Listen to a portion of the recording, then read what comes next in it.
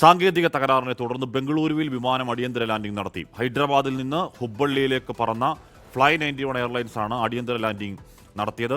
4 മണിക്കൂറാണ് വിമാനം ലാൻഡ് ചെയ്യാൻ കഴിയാതെ ആകാശത്ത് പറന്നത്. സജു ചാമക്കാലയിൽ വിവരങ്ങൾ വച്ചിരുന്നു. സജു, ഇപ്പോൾ സേഫ് ലാൻഡിംഗ് തന്നെ ആയിരുന്നോ? എന്തായിരുന്നു സാങ്കേതിക പ്രശ്നം? സജു.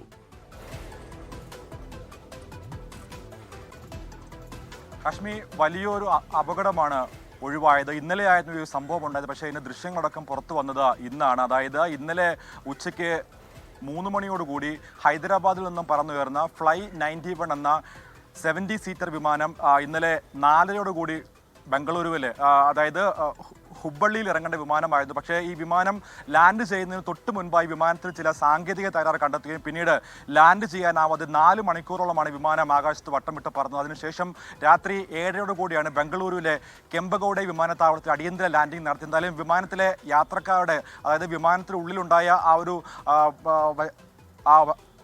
ആ വിമാനത്തിലെ യാത്രക്കാരുടെ ആശങ്കകൾ പങ്കുവെക്കുന്ന വീഡിയോ അടക്കം സാമൂഹ്യ മാധ്യമങ്ങളിൽ ഇപ്പോൾ പ്രചരിച്ചുകൊണ്ടിരിക്കുകയാണ്. അതായത് വലിയൊരു അപകടമാണ് ഇന്നലെ ഉണ്ടാവാൻ സാധ്യതയുണ്ട്. പക്ഷേ അതിൽ നിന്ന് അവർ അത്ഭുതകരമായി രക്ഷപ്പെട്ടതിൻ്റെ വീഡിയോ അടക്കമാണ് ഇപ്പോൾ പുറത്തു വന്നുകൊണ്ടിരിക്കുന്നത്. എന്തായാലും 70ഓളം യാത്രക്കാരാണ് ഈ വിമാനത്തിലുണ്ടായിരുന്നത്. പ്രത്യേകിച്ച് ഫ്ലൈ 91 എന്ന ചെറിയ വിമാനമാണ് വലിയൊരു അപകടത്തിൽ നിന്ന് രക്ഷപ്പെട്ടിരിക്കുന്നത്. ഏകദേശം 7:30 ബംഗളൂരുവിലെ കെമ്പഗൌഡ വിമാനത്താവളത്തിൽ അടിയന്തരമായി ഈ വിമാനം ലാൻഡ് ചെയ്തത്.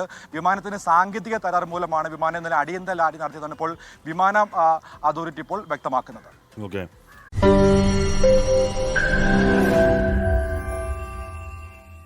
ലോകത്തെവിടെയായാലും ഏത് സമയത്തും 24 വാർത്തകളും ഓഗ്മെന്റഡ് റിയാലിറ്റി പാക്കേജുകളും എക്സ്പ്ലെയിനറുകളും വിശദമായി കാണാൻ ഞങ്ങളുടെ യൂട്യൂബ് ചാനൽ നിങ്ങൾക്ക് സബ്സ്ക്രൈബ് ചെയ്യാം.